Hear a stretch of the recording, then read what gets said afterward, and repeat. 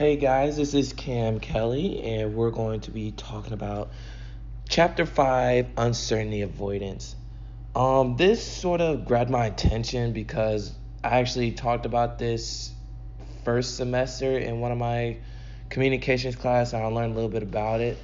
And there's a lot of stuff within the chapter that really incorporates uncertainty avoidance. And so today, just going to have a little discussion, show you some stuff that why uncertainty avoidance and not why, but how uncertainty avoidance has been laced within this chapter. So, a bit of an overview. We're going to be talking about what is uncertainty avoidance, how uncertainty avoidance and relationships, what do they have in common, and lastly, class prejudice and uncertainty avoidance. So, according to Hofstede, uncertainty avoidance is the way society deals with the fact that the future can never be known. So, for a little example, imagine your friend who is a micromanager who likes to plan out everything during the day. So, say like at 3 o'clock they have to do this, 5 o'clock they have to do this. That is somebody who has a high uncertainty avoidance. They do not like surprises. They don't like when things don't go according to plan. Somebody with a low uncertainty avoidance is somebody who goes with the flow of things. Who somebody's like, hey, I don't have any plans. Let's just go out and do something, wherever life takes us.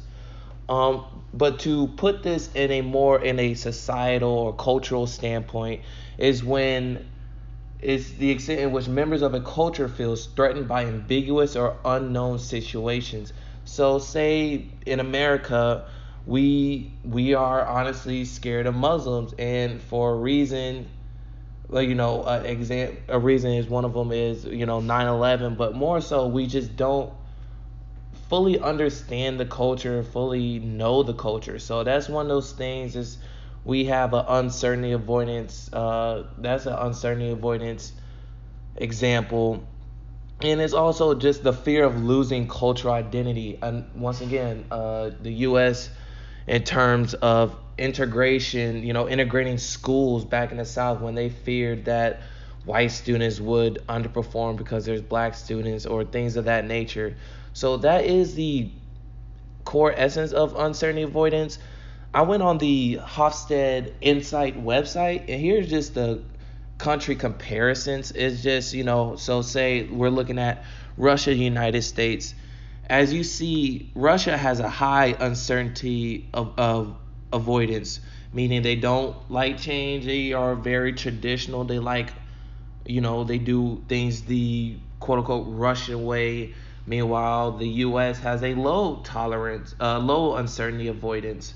I mean, they are more accepting of cultures. They are more accepting of change and things of that nature. Same thing goes with France. They also have a high uncertainty avoidance. But I'm going to have a link to this website just so you can play around this. You can plug in any country and compare each country. So it is one of those things like I'll put it in the link and it will show you guys. So uncertainty avoidance versus international relationship. So international relationship refers to relationships that develop across national, cultural, and citizenship lines. So meaning if somebody from a German country meets somebody from a Chinese country and they fall in love, it's things like that, or interracial couples such as what you see on the screen here. Serena Williams and her husband Alexis Ohanian. Hopefully I didn't mess that up. Prince Harry and Meghan Markle, Princess Diana and her Egyptian boyfriend Dadi Fayed, and my favorite basketball player from my favorite team, Dirk Nowitzki, and his wife Jessica Olsen. So these are examples of interracial relationships blending uncertainty avoidance, meaning they're not afraid of cross-cultural mixing, things of that nature. And one thing that we that Dr. Bell put in the chapter 5 folder is the Loving versus Virginia that created all of this. This is extremely important because during this time, uncertainty avoidance in terms of interracial couples was really at an all-time high.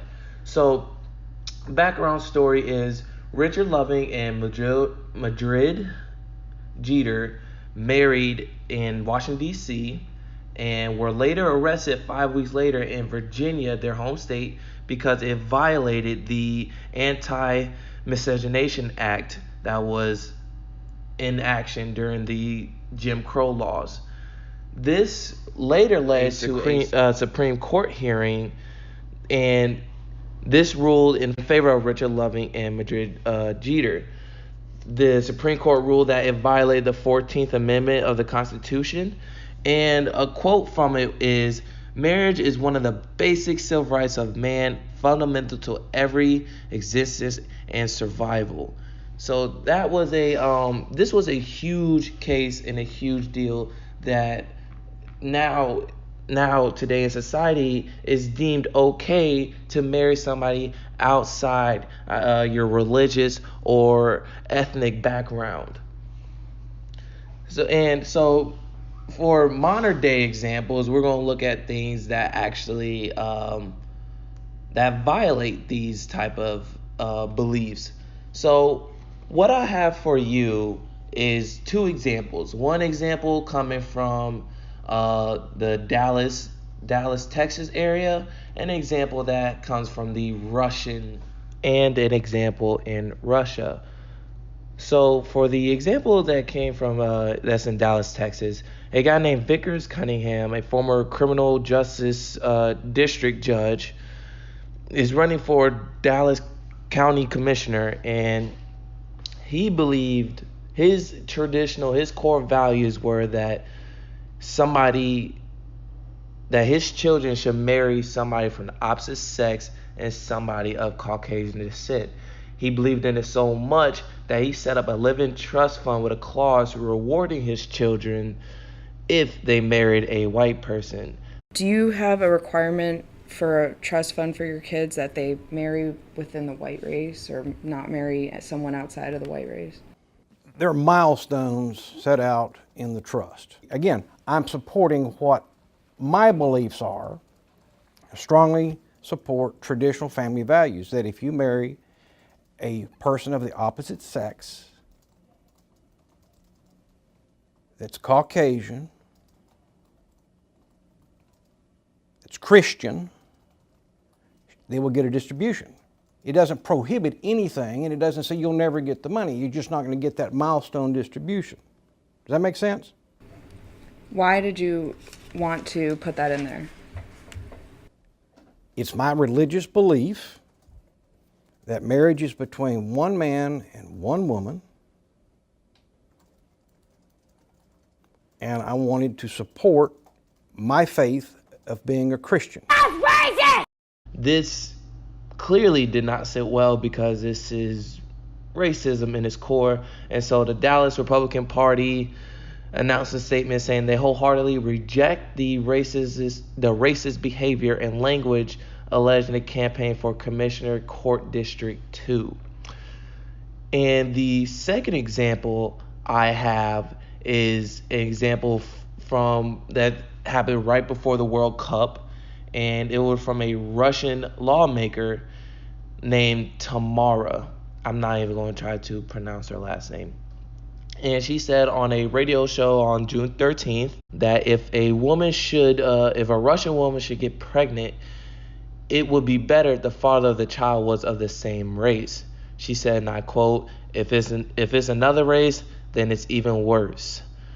She said that we should give birth to our children. I'm not a nationalist, but nonetheless, I know that the children suffer as well. But in the words of the little kid, that's racist! But back to the overall point, it still shows that class prejudice and uncertainty avoidance do intertwine with each other, because clearly shows that the prejudice and attitudes are held against these minority groups or anything outside their racial ethnicity. So, in conclusion, I want to leave you guys with a quote. It's from Robert Frost, and it says, "Two roads diverged in the wood, and I took the one less traveled by. That made all the difference." The reason why I'm leaving with this quote is because to have a low uncertain avoidance rate, you have to take the road less traveled by, meaning that you have to step out of your comfort zone and just communicate with somebody that's outside your race or outside your beliefs, somebody you just don't agree with. That is how you can lead to international relationships, intercultural relationships, even with a spouse or a friend. So hopefully you guys found my video fun. Thank you guys.